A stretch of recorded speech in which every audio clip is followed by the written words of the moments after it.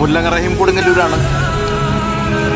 വൃത്തിഹീനമായ ഭക്ഷണം വൃത്തിയുള്ള സ്ഥലത്തിരുന്ന് കഴിക്കുന്ന കേരള സമൂഹമേ, നിങ്ങൾക്കായി ഞാൻ ഈ വീഡിയോ സമർപ്പിക്കുകയാണ്.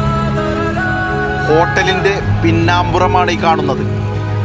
ഫ്രണ്ടിൽ കാണുന്ന ഗ്ലാസും കാഷ്യറും ഒന്നും പിന്നാമ്പുറത്ത് ഉണ്ടാവുന്നില്ല.